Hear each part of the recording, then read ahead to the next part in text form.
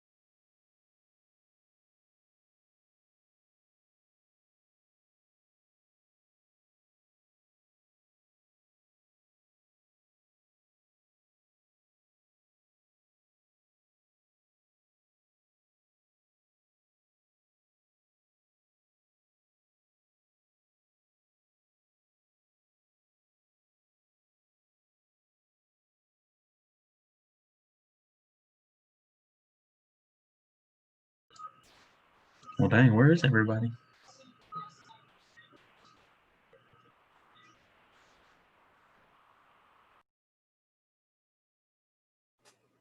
Caleb usually runs a little late, and I guess Carter does too. So does Dr. Whitfield, who doesn't run late. Good job, Bishop. You don't run late. You're on time. Thank you.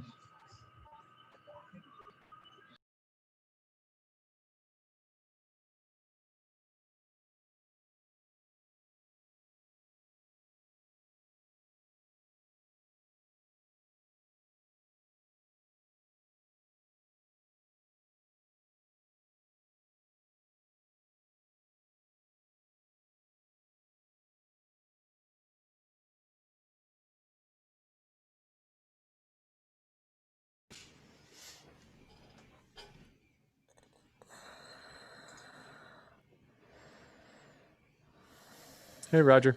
Hey, how are you? I'm doing okay. Pretty good. Long day. How are you doing? Oh, pretty good. Tuesday's always a busy day for me.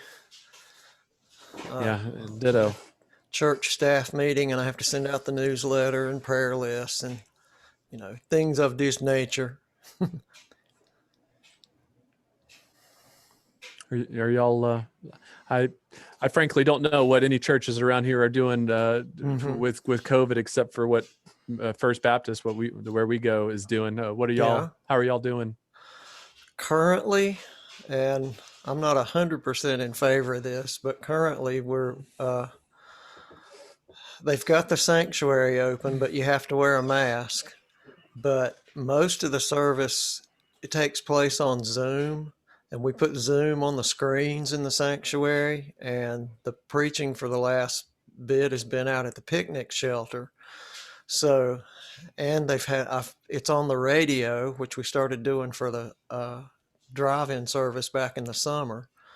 So it's kind of all over the place, and it is a nightmare to coordinate. I bet. Make sure everybody can see everything and everybody can hear everything. And that's you, isn't it? That's Yes. your job description. That is me. Well, you're doing the Lord's work, quite literally.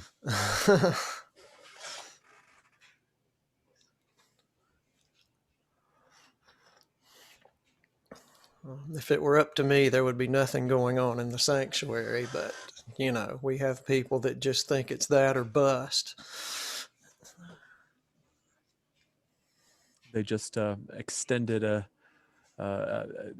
job offer to a pastor, a full-time pastor at First Baptist. It'll be our first full-time person in a while. Robert Canoy has been doing the interim for a good bit of time now, and yes. It's a younger guy from Baylor.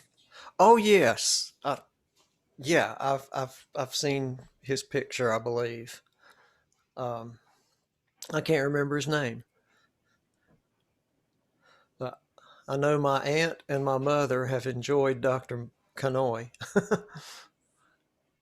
as has our household. Yeah. We'll see if this new guy brings folks back into the sanctuary, but Robert was of the opinion that he'll preach from there. They'll have some music from there, very carefully done music from there, and then the children's minister will do a children's moment there. But all of it's just, they do it Facebook Live. They set up a camera, push go. That's it. So the logistics aren't too hard, and it's been okay.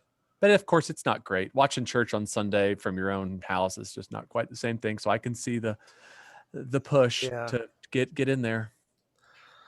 Our choir has been doing virtual videos, and that's been a fun learning process for me. I get an audio track from everybody and have to cut it all together, and then we take most of the video from Zoom and do several takes of it. And there's a few people I record in the sanctuary and record the video of them singing there and cut the whole thing together.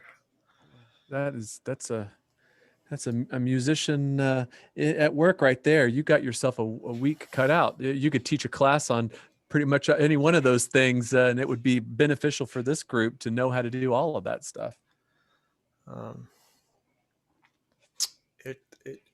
It took me a while to really get the hang of it.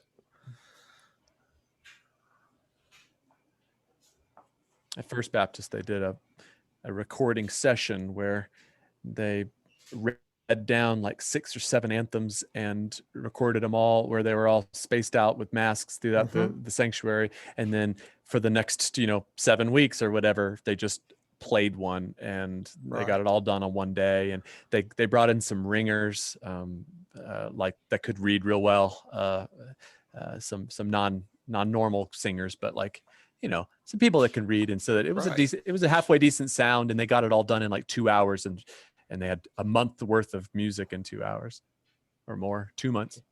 Yeah, that's a good idea. And of course, we've got video of services going back a few years that I can pull choir specials from. Which they could have done that too. I mean, I think First Baptist has been recorded for years and years now with really nice, cameras up there with even multiple angles and stuff. I guess people just want new. I don't know. I guess.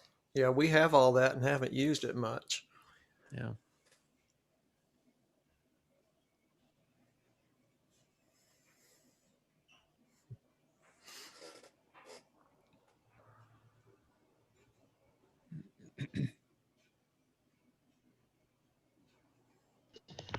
This might be everyone here today. Caleb told me he wasn't going to be able to be here, so we can go ahead and get it started. If anyone has some something they want to start with.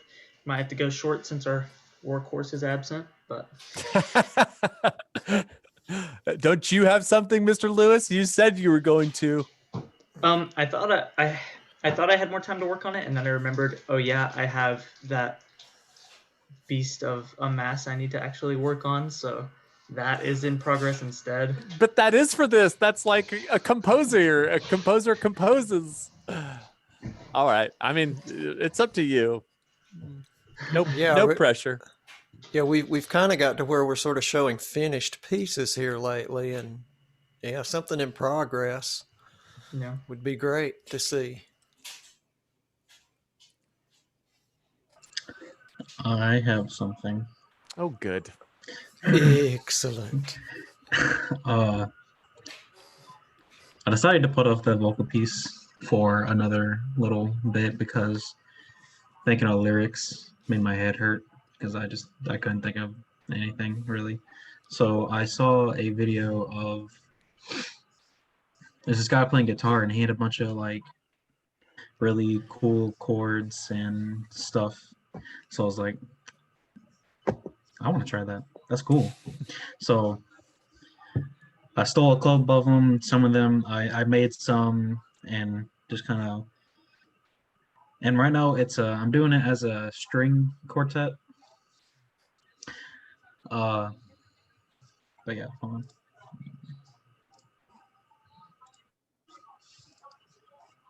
So right now I just have like some chords lined out. I haven't really thought too far because I kind of just been thinking about this since like Thursday.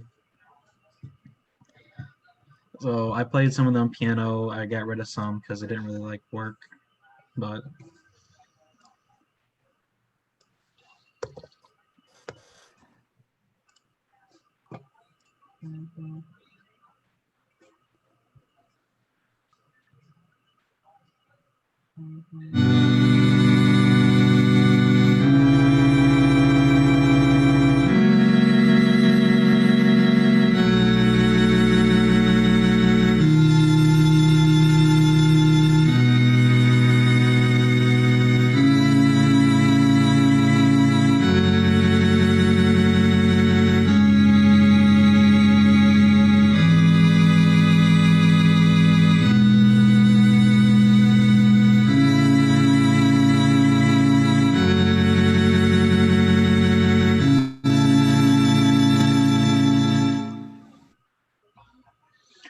I don't know if I'm going to use like all of them, and I'm still not really sure what kind of like order I want them in.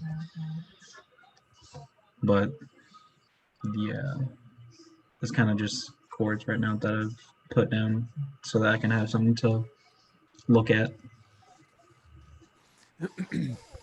Well, Bishop, my first comment is that you said you wrote it for a string quartet, and I'm looking at this violin, viola, cello, and double bass, and I'm thinking if you want to write your regular traditional string quartet group in order to make things fit into a genre a little better, and more importantly to be able to get played, your inclusion of a double bass is going to make it a little bit harder. A normal string quartet would just have two violins, a viola, and a cello. So not to say you can't write for this ensemble, but then you just wouldn't call it a string quartet. You have to call it something else. You'll have to just say for violin, viola, cello, and double bass, because I don't know, Roger, you may know. Is there a name for this ensemble?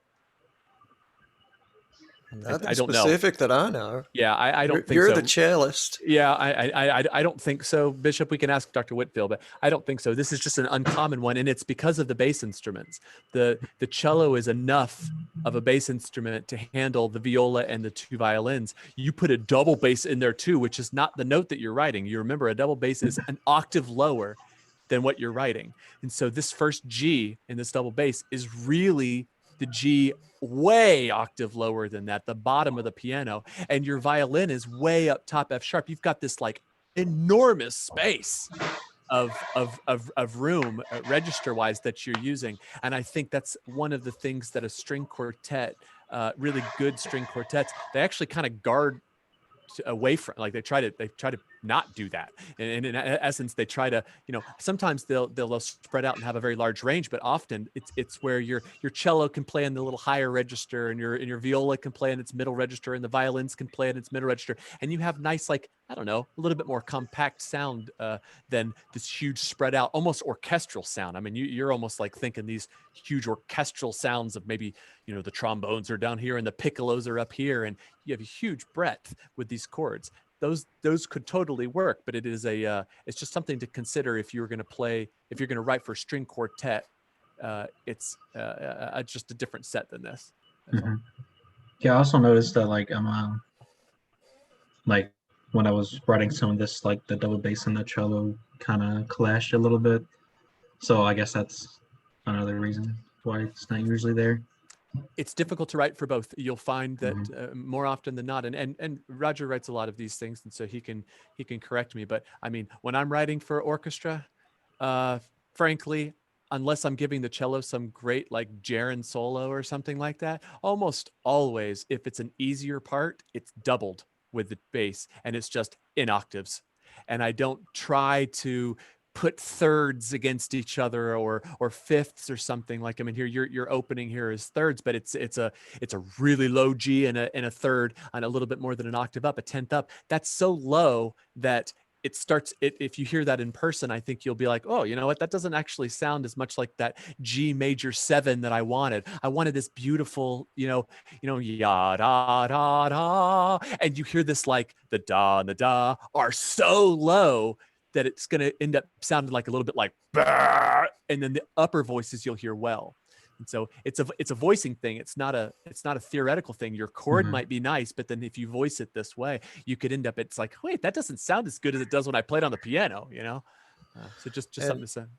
And then there's always, dissonances done that way that don't sound like you think they would either. Stravinsky, the Rite of Spring, he did a lot of that in there.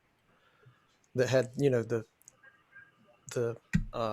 crazy far apart notes and everything in the low end, that sort of thing. Yeah, I was also thinking that I could put like a good bit of not like a lot, but like double stops in there. But I'm not too sure about that because I'm not sure like which ones you can play at the same time and which ones you can't. Yeah, I was looking. What you've done thus far is playable, but you'll need to ask someone who plays these instruments before you start writing too many double stops, because it could be that it's possible to do, but it means like something like changing your hand totally for this one note to go really far, or really, it could be unbelievably difficult.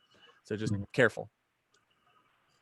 I know this is just sort of a chord structure outline for what you want to do, but it reminds me of back in the early 70s, Genesis had a song called Watcher of the Skies that starts out with a series of just whole note chords very similar to this, but then the thing just takes off in odd time signatures and a driving sort of rhythm.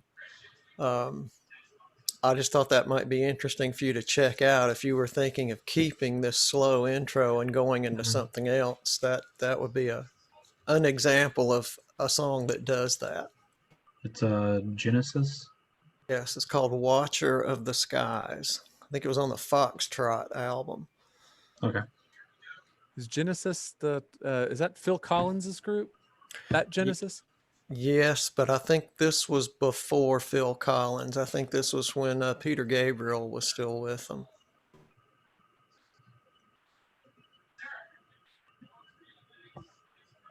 Yeah, I think my like overrushing like theme for this is like, well, me and my girlfriend have been trying to find like our song for like 3 years.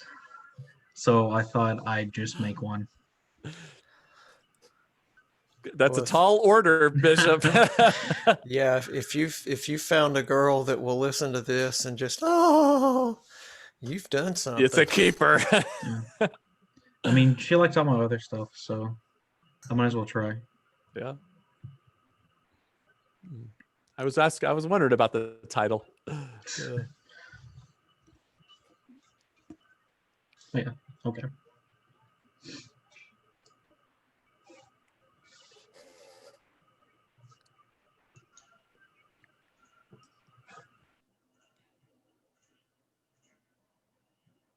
And where this 2 years from now, probably all three of you would be in counterpoint this semester.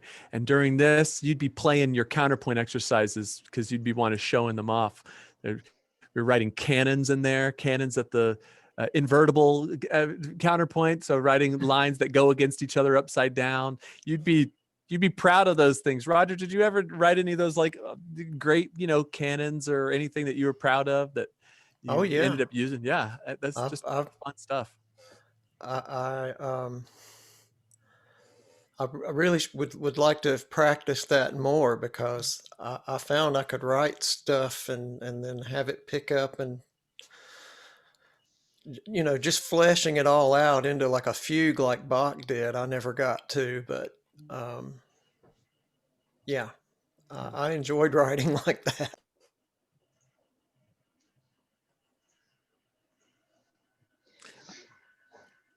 I'm in there with a bunch of education majors that have to take it. And they're just like shaking their heads when I'm up there dancing around about, look at all these great canons. And you guys, aren't you going to enjoy writing this for homework? And they're just like looking at me deer in the headlights, like, oh God, what am I taking? But when you composers are in there, like you'll want to embrace it and be like, yes, I'm going to write a canon at the third upside down. And like, I'm going to figure out how to do this stupid thing, It's like, yeah, I'm an you are. education major. But a composer. So nothing against ed majors. I just don't have anyone in there with any composition like desire, So you stay an ed major, Bishop, but you'll still like want to have composition assignments, It's like that's fun. Yeah, I think in history, Caleb and I were just, while everyone was just kind of sitting there, we were just sitting there looking Ooh, this is cool. looking for ideas. I actually was sent something that's I can't claim, although I probably could have if I wanted to, that I can share. I thought it was pretty cool.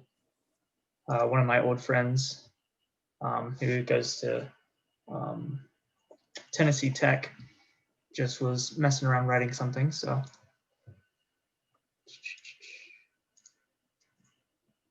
let's see if this works.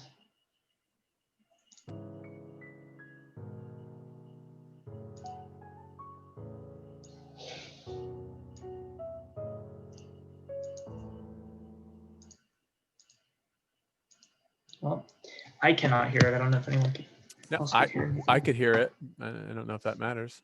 Okay. Am I the only one? I could hear it.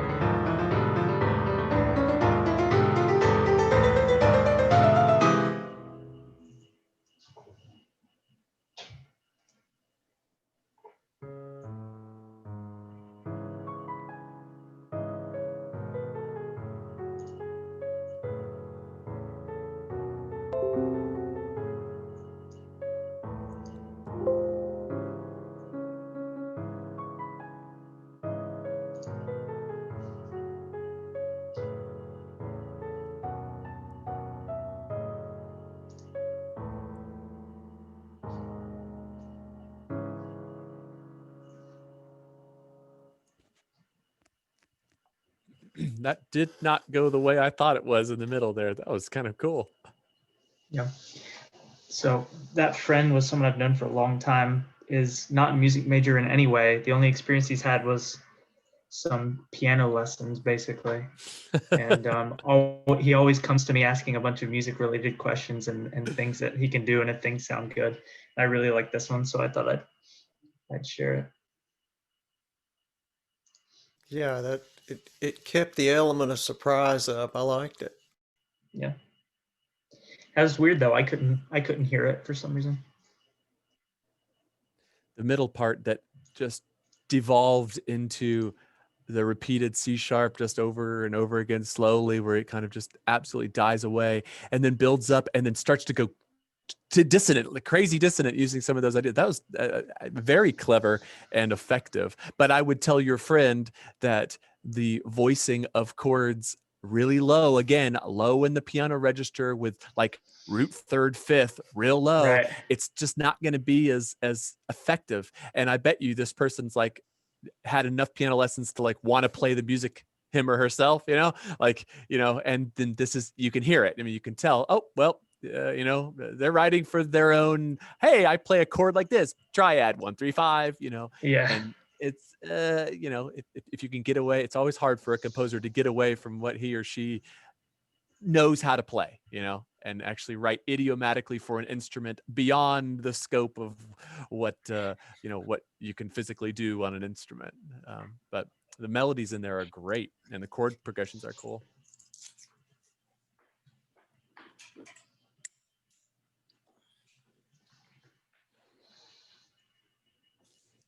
Hello, Dr. Whitfield. Hey, Dr. Whitfield.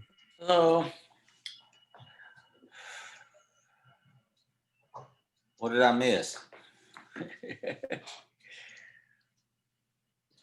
Overture. I missed an overture. Yeah. So It was, really cool. Yeah. I was just gonna say it's a really cool piano piece. And you missed Bishop's song for him and his girlfriend. I mean, the video, the video, it's being recorded. So if you need to go back and listen to the piece called Our Song, Bishop is trying to do the tall order of writing the song for them, like their song. I applaud the effort. You can do it.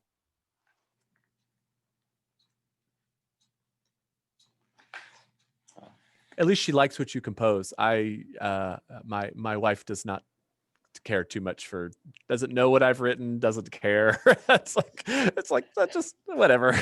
Oh, good. I'm glad, honey, you wrote something. Like that's about the extent of it. So at least she's interested. She doesn't line her cake pans with your manuscripts, does she? She's not that bad, and she doesn't sell them off, page by page to different people at the highest bidder. But she doesn't know of anything about them.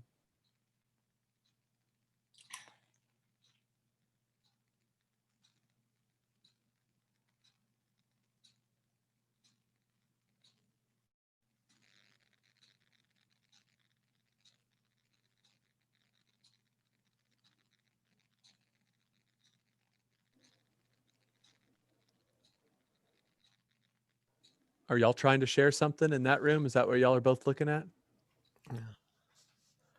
What is it you have to do to finale to make it play over Zoom? I was looking for a Zoom audio thing in here, but I'm not seeing it.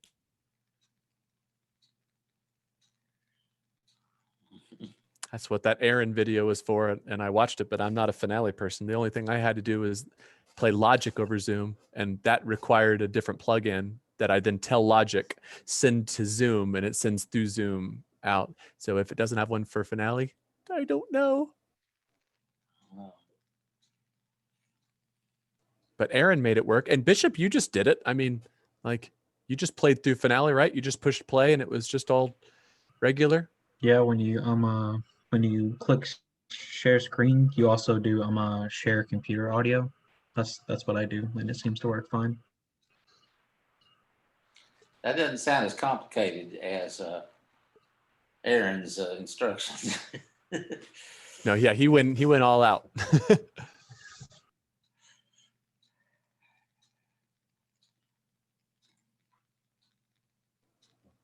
Okay.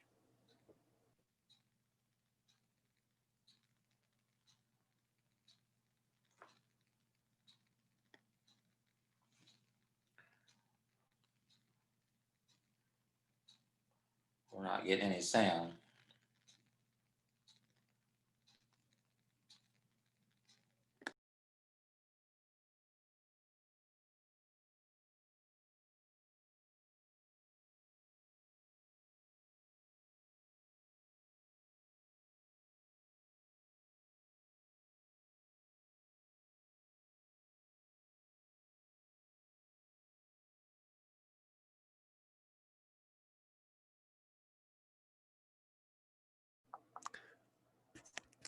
That's probably why Caleb pushes the sound from Finale out and then just does a PDF, because at least that's safe. But Bishop just played Finale like it was nothing, so it's funny why it works. Sometimes it doesn't work to others. I don't know what the difference is.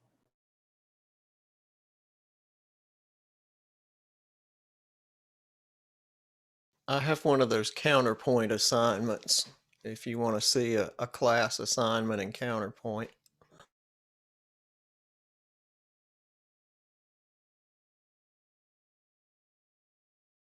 Actually, I think this was from composition class, not from a theory class. I'm not hearing anything. Yeah.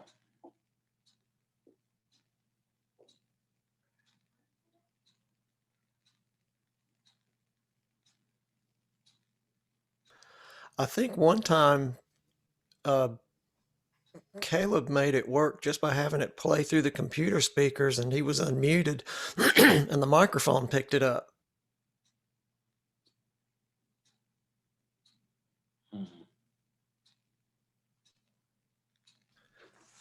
Maybe you guys could play it on one computer and the other computer could pick it up.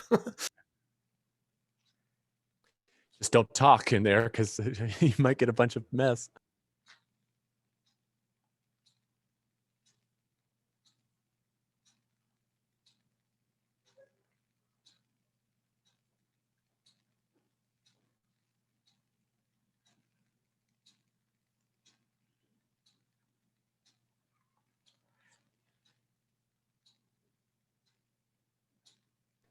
Did you make sure you clicked share computer sound before you got into this screen?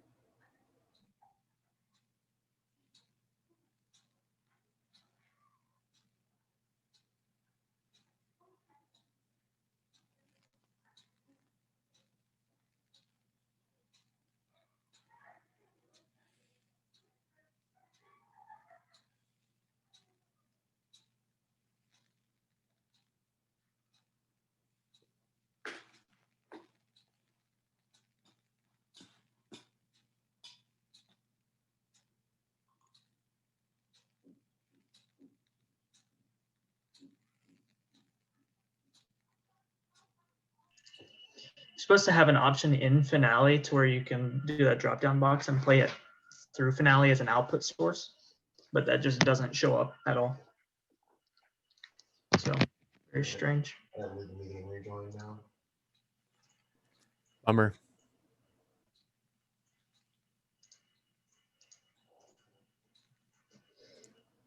Well, you can tell Jarin that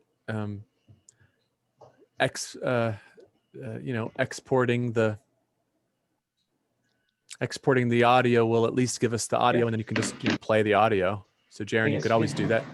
You could do that. You could export it. Export the audio real quick. That won't take that terribly long. Ooh, that's smart.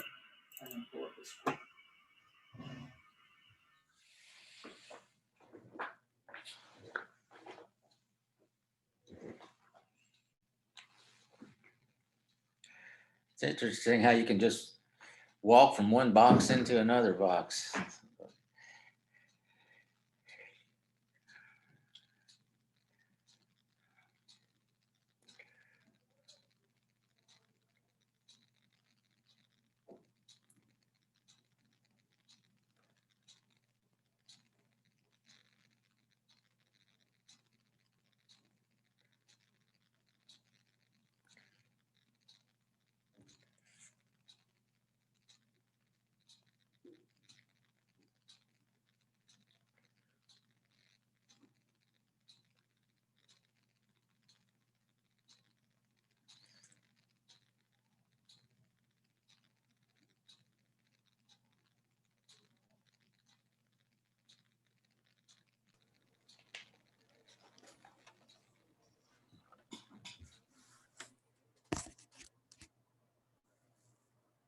You trying to export, Jarin? Yeah, I'm trying to. I think I got it. I'm about to find out.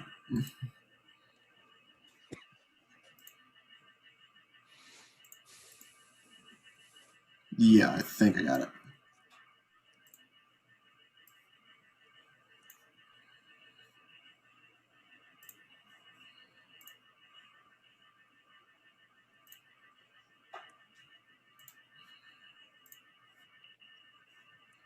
Okay.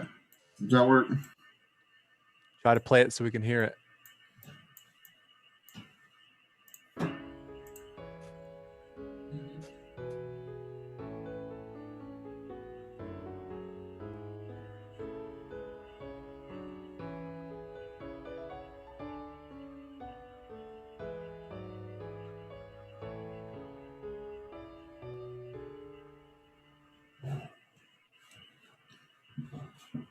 It's just the beginning of like a piano, like bone structure of a song that I'm starting to work with.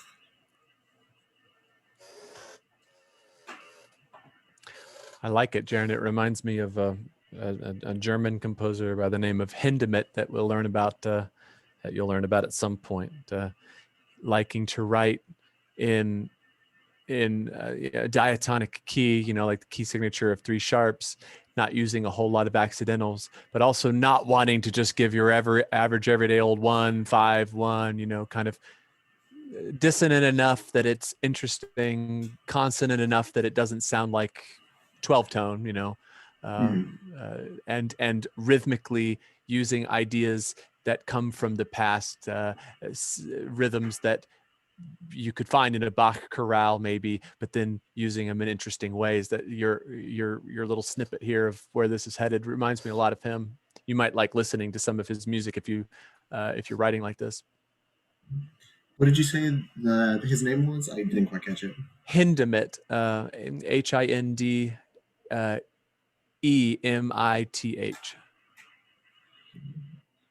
Okay, cool. Paul Hindemith. Wrote a really good bassoon sonata. Could you play it again? Yeah. Well.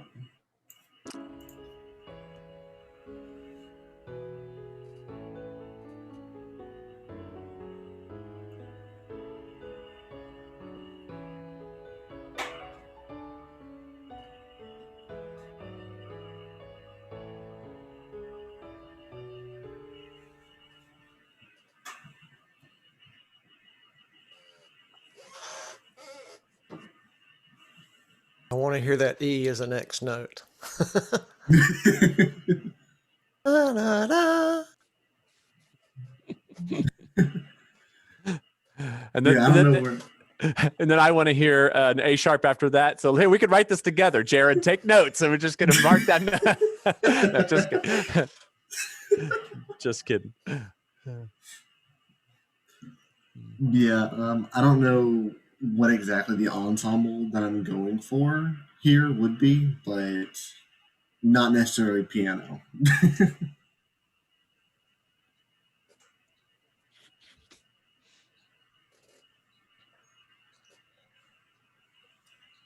If no one has any further comments, I'll go ahead and start the screen share.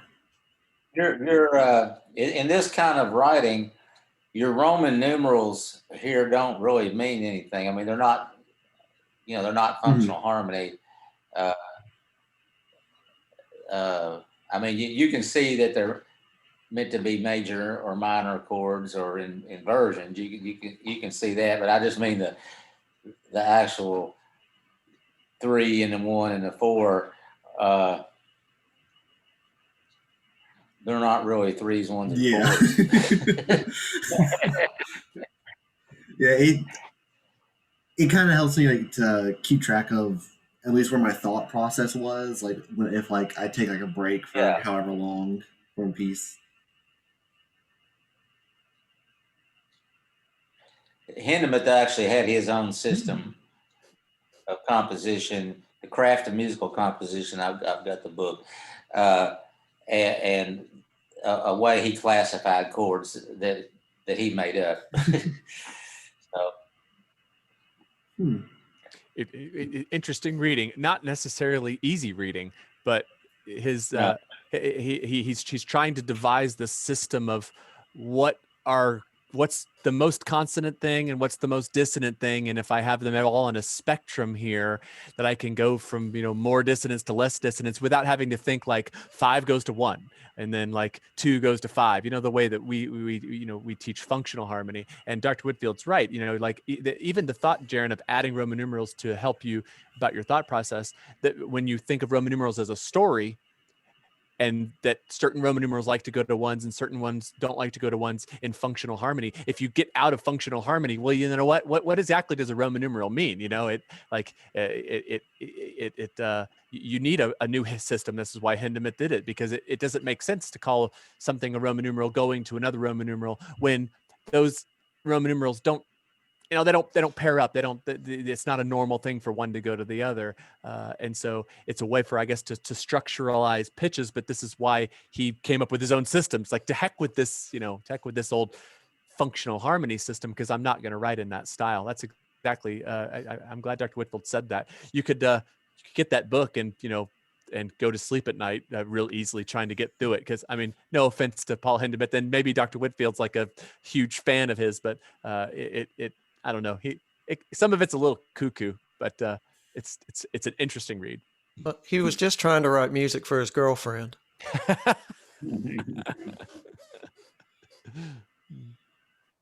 So my theory in theory 3 and 4 in counterpoint teacher as an undergraduate was a student of Hindemith's at, let's see, it was some Ivy League school, but anyway. So you got your fair share of his theories, I'm sure. Crammed down your throat, maybe. Well, not really. Strangely enough, but I think there was. I think that's where he got his appreciation of counterpoint from Hindemith, but he wasn't a composer. In fact, he was the orchestra director, and I don't remember him ever playing any Hindemith.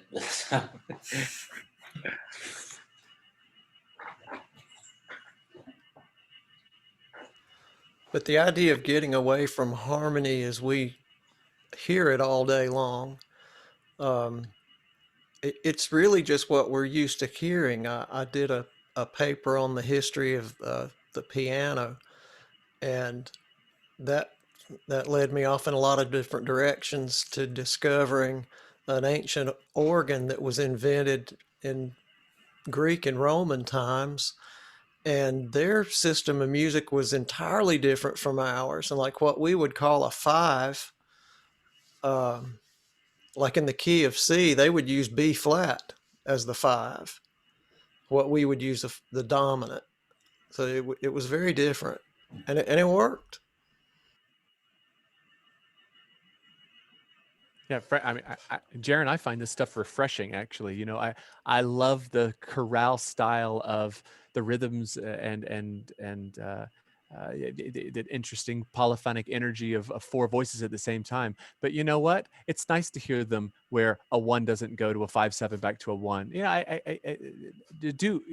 Make your sounds, make your triads and your 7th chords with little regard for, this chord has to resolve this way or whatnot. And even dabble maybe into that a little bit of that Hindemith, because he would still talk about resolutions and progression, but it wasn't from certain chords, but it was rather, okay, so this interval is tense. What can I do with this interval to release the tension? Not necessarily you must go to this triad from 5/7 to 1. It's more, it was actually a little bit more, and Dr. Whitfield might correct me, it's been a while since I've done it, but it's a little bit more interval related, where you had certain intervals that felt like they wanted to do certain things, and he was trying to classify which intervals would want to go where and whatnot. And if you deal with all intervals and not triads, it gets to where you get to some sounds that you listen to Hindemith's compositions, especially some of them that I'm thinking of for piano, that there's not a functional piece of harmony in there at all, and yet it's still, you sit back and you can still feel the rise and fall of okay, tension release. It's still speaking the same language. It's just of tension and release. It's just not in the same way, and intentionally so. It's really quite something. I'll give you some listening if you're interested. Yeah, and I think I like that. Bartok had his own system of harmony that I couldn't begin to explain. And the interesting thing I found in learning some of his piano pieces was you could tell when you played a wrong note, even though the whole thing was dissonant, because it was following some kind of a pattern.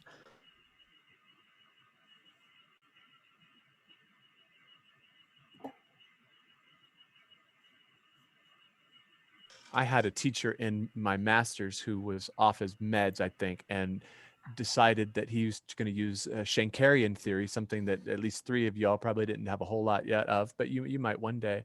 Anyway, he was going to use it to analyze the free atonality of early Schoenberg before he did his 12-tone music, even some of his 12-tone music, and he was trying to use the very much tonally centric Schenkerian theory to explain why this particular line resolves this way as opposed to this way, much like the Bartok one where you said, even though it's dissonance compared to your triadic harmony of Bach, it's still like when you play a wrong note, it sounds terrible, but when you play the right note, even if it's a tritone away, it's like, that's home. I remember that happening with me with a Copland piece called Piano Variations, where a C and a C sharp together are usually this terrible minor ninth dissonance, and yet when that becomes the theme, then when you return back to that actually feels like that's not tense, and there's this moment in the middle of it where there's this big E major triad. It's the only consonants in the whole thing, so to speak, and it sounds so out of place that give me back my minor ninth C to C sharp, because that's my do, that's my home, that's my theme. Such a strange occurrence when that happens, where dissonance becomes consonance and vice versa. I think your piece has a lot of potential, Jarin, in that going down that that thought process of not necessarily trying to resolve your 5-7 to 1, but just go where you want.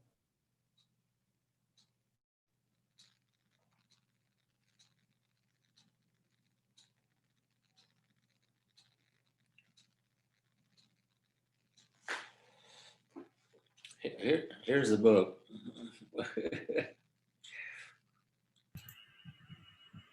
And it has a chart in the back talking about all the classifications of those chords.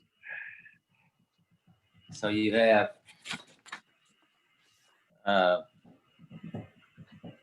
two classifications: chords without a tritone and chords containing a tritone. And then the chords without a tritone, Roman numeral 1 is without seconds or sevenths. And then these are the odd Roman numerals. And then Roman numeral 3 is containing seconds or sevenths or both. And then Roman numeral 5 is indeterminate, which is like an augmented triad, or like a chordal chord, like C, F, B flat. Then in the chords containing tritone classification, again, Roman numeral 2 is without minor seconds or major sevenths, the tritone subordinate.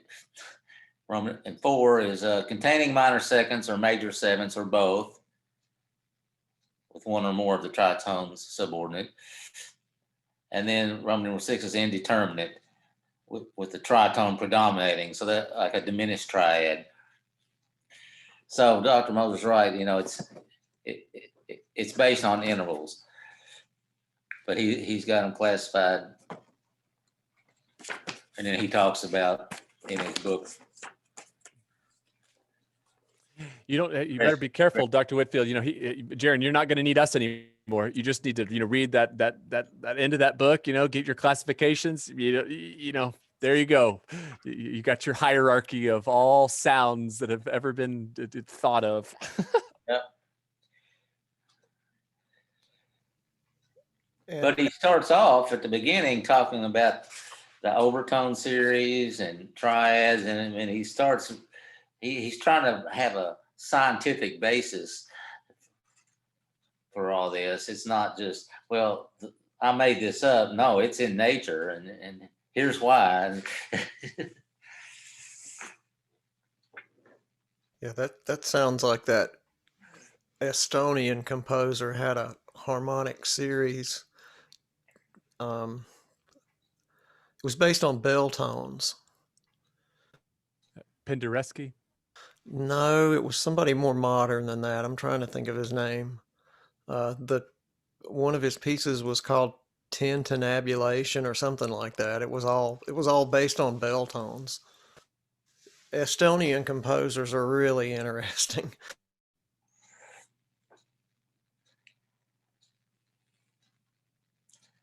Penderecki just died earlier in the year, didn't he?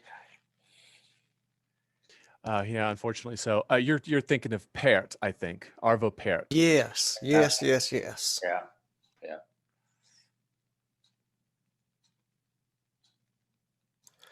But you can make up all these your own version of harmony or dissonance or whatever, but you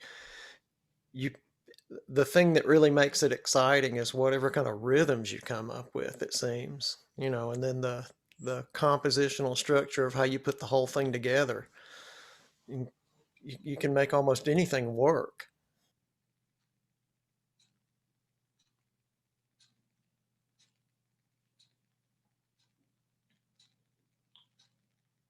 Yeah, you got some kind of form and some kind of rhythm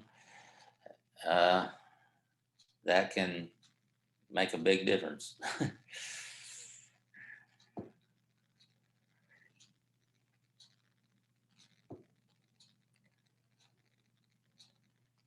This is much less interesting than any of the pieces, but for those that are in history, which we just did some canons, and in Counterpoint we just did some canons. And so for a composer who wants to sit down and do a fun little, like almost like what an athlete would do when you have to go and you work out, like you go and you flex your muscles a little bit just to make sure, you lift some weights or something, you just, I always felt like when I was writing that doing these types of little exercises that I could show you real quick are like a great little wake up in the morning and you got 5 minutes, do something like this. I want to I'm going to share my screen.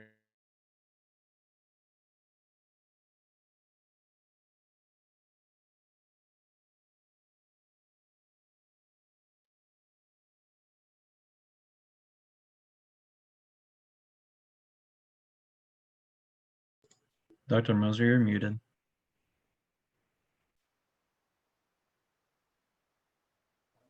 Now, can you hear me? Thank you. Was I muted the whole time? Yes. Oh, wonderful. So my screen just showed up out of nowhere. Well, we heard you say you were going to share it, and then you went away. Okay. All right. So yeah, my bad. Anyway, so wake up in the morning, you composers, you want to do something for 5 minutes. This is just our little, in Counterpoint, we're learning how to do a canon. So this is just a basic canon at the octave. So it's one of the voices starts on F. I think you can hear that, can't you? Like actually have my little keyboard in front of me. So you have your little voice that starts at F. And so you composers out there, you're like, okay, I have to compose something that's 8 bars. So you give yourself like a don't go forever, that has to do some kind of interesting, at least not all, not like a row your boat where it always, always on a 1, has to have some type of direction to it. And then cadence off somehow. So we did this in class, and I tried my best to get these, like I was telling you before, these ed majors to kind of be a little interested in like the process of how to write this. And we came up with something that I kind of held their hand a little bit, but this is what they came up with, and it's not terrible.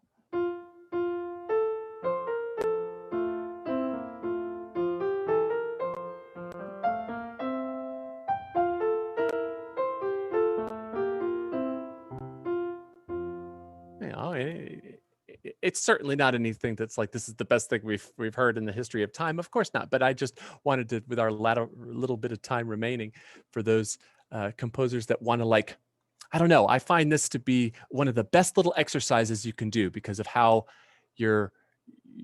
how much thinking is involved. It's not just I can write any note anywhere I want and go on, but rather like it's a very uh, uh, you're in so many boxes. I don't know. It's like almost like you're wearing a straitjacket and you have to find your way to express yourself even when someone's trying to cover your mouth. You know, and you're trying to escape the rigidness of a canon writing. That's why I love it so much. Some of you may absolutely hate the idea of it being rigid and want the freedom of going out, but and doing whatever you want. And it just reminded me with listening to Jarin's piece, the joy of being able to do that. But then just on the flip side of your type of writing, Jarin, what we were just talking about, you know, the thought of absolute rigidity of your writing one line that has to then repeat against itself the whole way through, so that when you write one note, you're not just writing one note, you're writing, you know, a note, a measure later. It's different mental gymnastics certainly than free Hindemith, you know, diatonic writing. So just, I don't know, that's just a little, almost like a little commercial for the joys of working out, like a composer working out and little composer workout sessions. This I found this to be really fun to try to explain to non-composers, and they did not find it fun. So maybe the composers would find little snippets of canon writing a little bit more fun. And you may find you use it in one of your pieces someday. True that. You can also write atonal or and dissonant canons too, if you want to be more modern.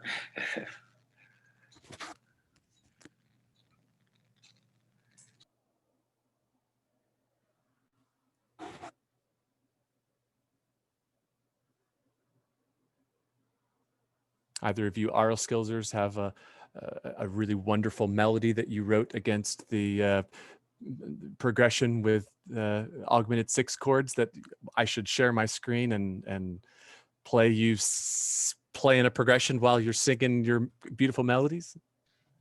No, thanks. I didn't do anything too impressive.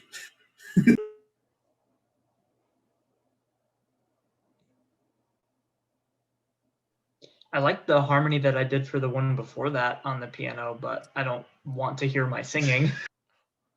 I think that you had an MRI that day, so you weren't there when I used yours to as a harmonic dictation, where I sang the melody and I played your harmonization, and they had to tell what chords it was. And it was this day where nobody was listening, and it's early in the morning, and they don't want to be there anymore. And so everyone was like, "Oh, this sucks. I don't want to do this." And so I gave everybody the day after that. I was like, "All right, y'all are done. I'm not doing this anymore." But don't blame your harmony, Carter, because your harmony was pretty cool. It had some cool moments to it.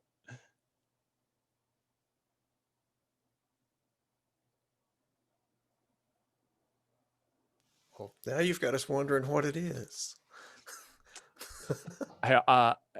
Let's see, what time is it? You don't have to sing it, but I'll show them what it is. I won't Yeah, play your thing. sure. Okay, because I mean I have it somewhere. All right, give me 2 seconds to find it, and I'll do it. It won't take long. So, Roger, for the assignment, we were given, Dr. Moser gave us a short 8-bar melody, and we had to write a harmony underneath it on piano and play it. And it had to involve some sort of augmented 6 chord. So this is what I.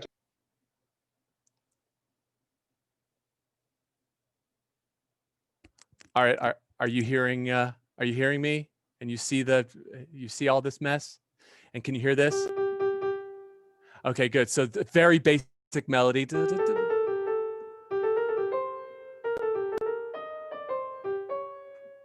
And then 4 more bars of it, but that ends in a perfect authentic cadence, kind of like just a real basic parallel period. Okay, so yeah, there's a whole bunch of mess of chords here, but Carter's is the green.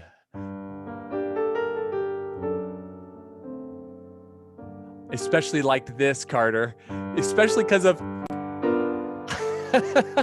a little bit daring.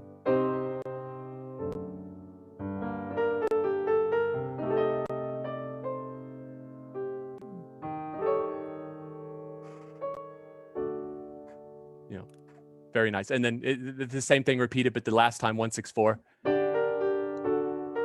16451. But quite daring. If Mr. Etchison were here, I would get him to play the blue ones because he just went way overboard and put as is his MO, and went just nuts all over the place. And I don't even know if I could. I mean I don't even know if I can read them. I guess I can try it.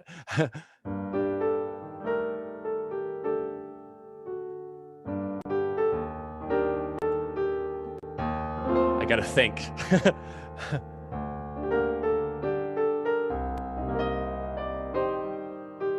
Think.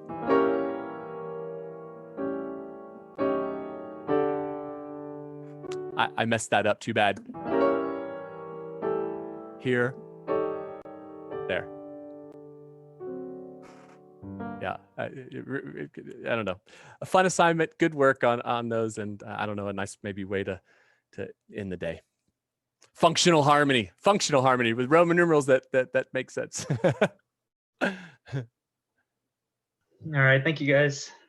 We'll see you all next week, hopefully with a few more people and pieces. and pieces. See you then.